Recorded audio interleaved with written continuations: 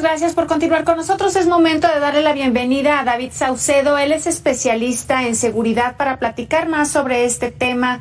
La inseguridad en México. Bienvenido, David. Buena tarde. Estuve platicando con mi compañero Ignacio Tapia de Guanajuato, que es una de las entidades entre Zacatecas, Guanajuato, tal vez Michoacán y por ahí también alguna otra que se me esté escapando, que reportan el índice de inseguridad más alto o de percepción de inseguridad más alto, de acuerdo a los datos publicados por el INEGI. Hay por ahí en la administración quien asegura esos datos no son reales. Incluso he escuchado al mismo gobernador de Zacatecas decir que no se vive como tal la inseguridad en su estado. Ustedes, los expertos, ¿qué lectura le dan? Bueno, lamentablemente la mayoría de los gobernadores que tienen una alta violencia homicida se sienten acosados por estas métricas y suelen referir que no corresponde a lo que ocurre en sus respectivas entidades. Lo cierto es que hay un sesgo, en efecto, por parte de los datos del Sistema Nacional de Seguridad Pública, también de las propias encuestas del INEGI, pero no es un sesgo que vaya en contra de los gobernadores, sino más bien que es un sesgo a favor. Lo que tenemos en las encuestas son fotografías de momento, en donde no se llega a la percepción completa que tienen algunos grupos poblacionales importantes de los estados con relación a los eventos de alto impacto que ocurren en las respectivas entidades del país, en donde tenemos guerras de cárteles. Por otro lado, las propias fiscalías estatales, muchas de ellas realizan operaciones de maquillaje de cifras para tratar de presentar un panorama distinto al que hay en materia de percepción ciudadana.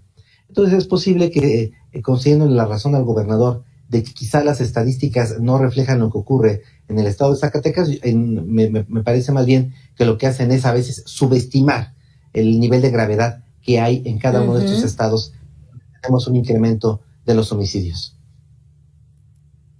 Oye, David, y por otro lado, leyendo un poco los datos de ENSU, me parece ambivalente este mensaje que luego como sociedad emitimos. La Marina y el Ejército y la Guardia Nacional entre los que mejor percepción tienen ante la ciudadanía, y el Policía Municipal, es decir, el de primer contacto, es el que peor tiene la percepción por parte de la ciudadanía. Yo a veces creo que tenemos que confiar más en los policías municipales, porque sí, a la Guardia Nacional, que desde mi punto de vista hay entidades donde hacen prácticamente nada más que estar, y la Policía Municipal pues creo que tiene actividades, digamos, pues más cercanas al ciudadano, ¿no? ¿Por qué es así?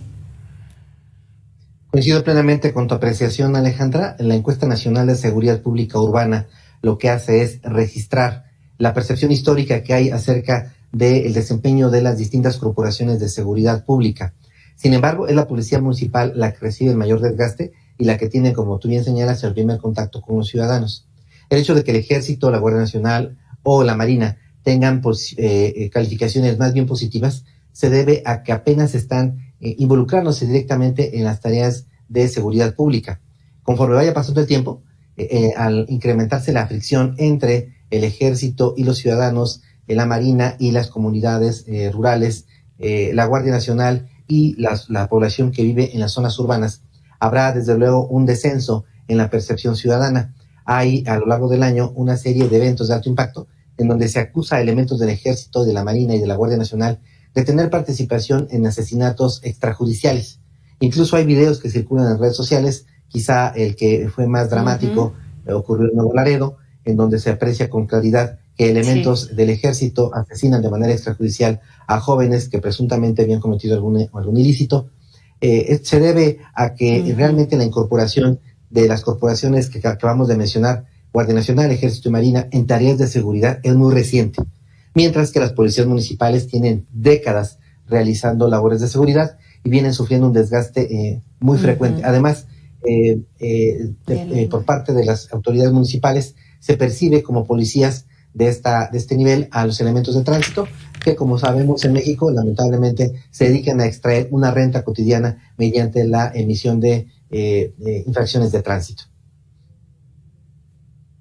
Sí, esos también luego no tienen tan buena percepción. Hay por aquí, lo platicaba hace rato, el índice global del crimen organizado, que me parece que son también algunos datos que tenemos que tomar en cuenta, David, porque normalmente, y en esta encuesta del ENSU, del INEGI, pues se revelan datos como lo que más nos preocupa, ¿no? Estar en un cajero automático, que nos roben el coche de manera total o parcial, en fin. Pero este índice global de crimen organizado me parece que también trata otros temas que luego nosotros no alcanzamos a visibilizar, como el tráfico humano y la migración, ¿no? Entre otras cosas como la labor las labores forzadas en la agricultura, en los estados como Guerrero y Oaxaca, el trabajo sexual, en fin. Creo que ese tipo de problemas luego como sociedad no los visibilizamos porque no se dan a conocer o digamos que, pues sí, yo creo que no se dan a conocer tanto como el otro tipo de delitos que son más comunes. ¿Qué tenemos que hacer como sociedad para darnos cuenta de esta otra realidad y de exigirle a la autoridad que actúe en consecuencia? Bueno, lo que nos muestra la Encuesta Nacional de Seguridad Pública Urbana del INEGI es que el mapa criminal, el mapa del delito que hay en el país es sumamente variado. Cada una de las regiones tiene problemáticas en específico. Cada una de las regiones enfrenta a grupos de crimen organizado distintos. En efecto, hay una constante, un pleito entre dos grupos de macrocriminalidad, el Cártel Jalisco y el Cártel de Sinaloa. Sin embargo, hay una especificidad que se detecta por parte de estas encuestas. Hay que también reiterar que la ENSU, por ejemplo, no mapea todas las ciudades, incluso algunas que tienen que ver con alta violencia homicida. En varias entidades del país únicamente se levanta la encuesta en la ciudad capital y en la ciudad más poblada. Pero te pongo un ejemplo, la ENSU no levanta encuesta en Celaya, que es la ciudad del país que tiene el mayor número de policías asesinados. Si se levantara una encuesta un poco más amplia, con un tamaño de muestra más amplio, seguramente la percepción en materia de inseguridad se incrementaría. Recientemente apenas la ENSU está haciendo mediciones diferenciadas para cada una de las alcaldías, antes delegaciones de la Ciudad de México. Antes se levantaba una sola encuesta para todas las alcaldías de la Ciudad de México. Se está levantando ya desde hace poco una encuesta diferenciada para cada alcaldía. Es decir, a pesar de que la ENSU nos muestra una problemática variada, si se ampliara la muestra, seguramente veríamos un panorama todavía más aterrador. Sí, sin duda. Y yo creo que para allá va, David. Y ya que hablas del panorama aterrador, leyendo los resultados de esta encuesta, la estimación para los siguientes 12 meses de la delincuencia e inseguridad, para algunos dice va a mejorar, hay otros que dicen estará igual de bien, lo que sea que eso signifique, pero también hay quienes aseguran estará peor o igual de mal. Es decir, tenemos cuatro posturas. Y esto me preocupa porque hay índices o estos indicadores nos arrojan que ya nos estamos acostumbrando a vivir así. ¿Tú qué piensas sobre esto? Bueno, esas preguntas lo que miden es la expectativa de futuro. Lo que se busca cuando se incorporan este tipo de reactivos es conocer la percepción acerca de lo que va a ocurrir en el mediano y corto plazos. Y lo que percibimos es que los ciudadanos tienen desesperanza.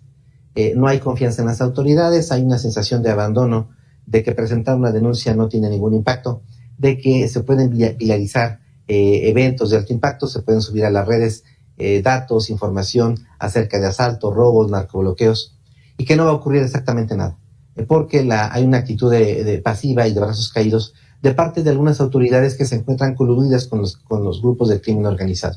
Los cárteles de la droga con el tiempo han construido anillos de protección política y anillos de protección policial, y los ciudadanos perciben esa circunstancia, de modo que tienen una sensación de abandono, de desesperanza y de poco optimismo frente a lo que pueda ocurrir en el corto y mediano plazos. Lamentablemente, tiende a coincidir con la percepción ciudadana. Cada semana hay un evento de alto impacto diferente al que habíamos narrado la semana previa. En los medios de comunicación nos ocupamos de manera profusa de los eventos que ocurren en distintas entidades del país, cada vez un evento más atroz que el anterior.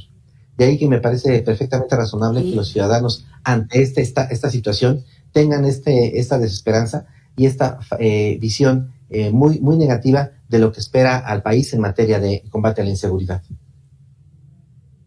Así es, 34% dice que seguiremos igual de mal, al menos en los últimos resultados de esta encuesta. Muchas gracias, David Saucedo, especialista en seguridad, por habernos acompañado esta tarde. Espero platicar contigo más adelante con un panorama más positivo. Y a usted que esté en casa, lo invito, hacemos una pausa, es breve.